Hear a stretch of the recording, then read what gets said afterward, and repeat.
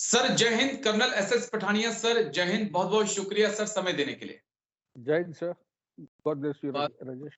Thank you sir, thank you. दो अहम मुद्दे हैं सर जिस पे मैंने बातचीत करनी है। एक तो भारतीय सेना की तरफ से ऑपरेशन सर्व शक्ति चलाया जा रहा है पीर पंजाल के दोनों तरफ, उसको मैं समझने की कोशिश करूंगा।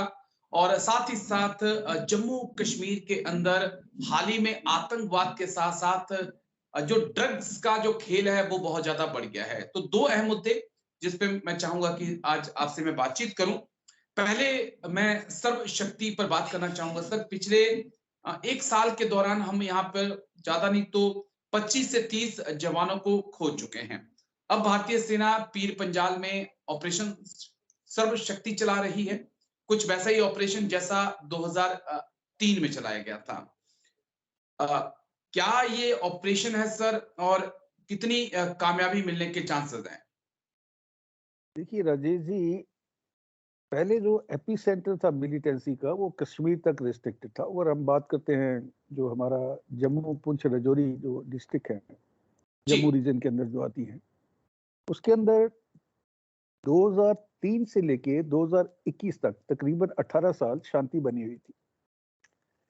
पाकिस्तान ने अपनी स्ट्रेटेजी बदली कि वो कश्मीर से एपी सेंटर को शिफ्ट करेंगे राजौरी और पुंछ डिस्ट्रिक्ट में, और जम्मू रीजन को भी पूरी तरह मिलिटेंसी की फायर में झोंकने की कोशिश करेंगे, जिसमें वो काफी हद तक सफल भी हो गए। अभी आप जैसा बता रहे हैं कि तकरीबन 30 सोल्जर जो है पिछले 2 साल में वो उन्होंने सुप्रीम सेक्रीफाइस दी है।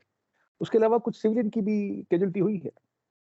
अभी अगर हम बात करते हैं ये जो नया ऑपरेशन इन्होंने कंसीव किया है सर्वशक्ति, जिसमें ये पीर पंजाल के दोनों तरफ नॉर्थ और साउथ में अभियान को चलाएंगे, जिससे मिलिटेंसी का पूरी तरह से खात्मा किया जा सके।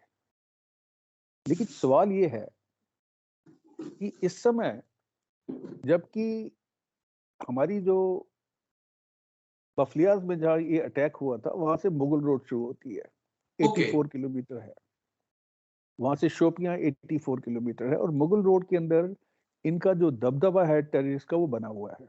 ये भी कहा जा रहा है कि 25 से 30 मिलिटेंट जो हैं वो अपनी बेसेस बना के पुंछ और राजौरी के जो हायर रीचेस हैं उनके अंदर आते हैं और वहां से ऑपरेशन करके अपनी बेसेस में वापस चले जाते हैं।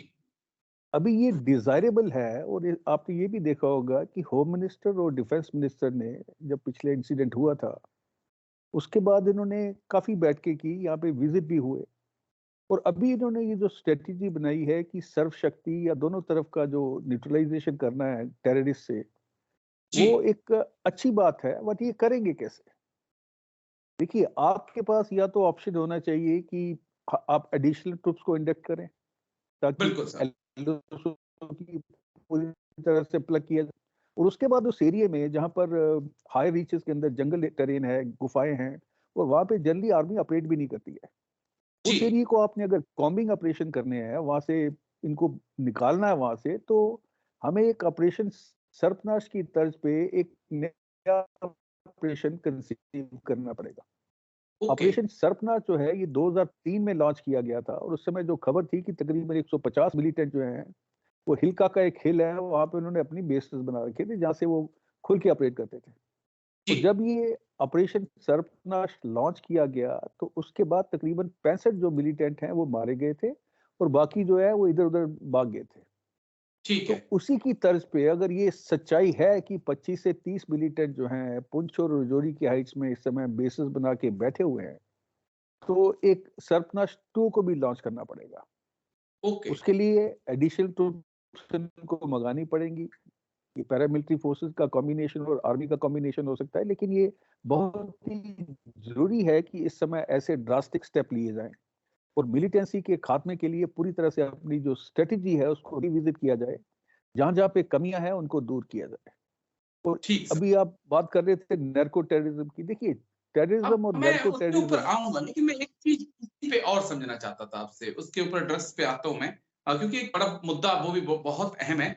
इससे जुड़ा हुआ सवाल जिसमें हम बात कर रहे हैं कि ऑपरेशन सर्व शक्ति चला रहा भारतीय सेना चला रही है इस वक्त।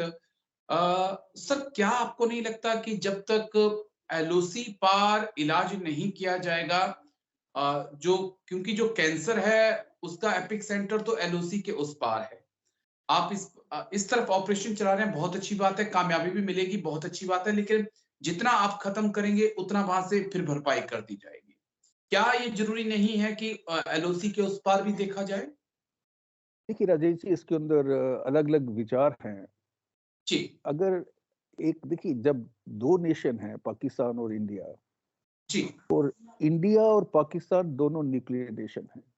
हम 2 बार स्ट्राइक कर चुके हैं, बालाकोट में भी हुई थी, उड़ी में भी हुई थी।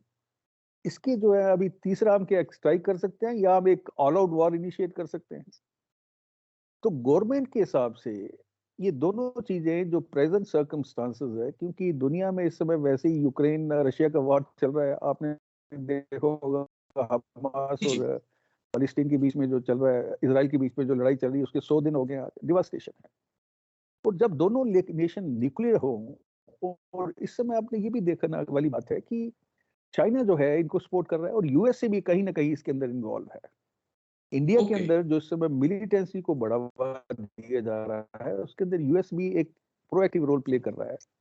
नहीं तो पाकिस्तान एफटीएफ के जो फाइनेंशियल एक्शन टास्क फोर्स के शिकंजे से निकाला था, वो सारी यूएसए की डूइंग थी।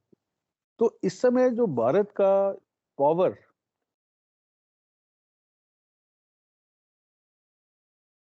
हेलो।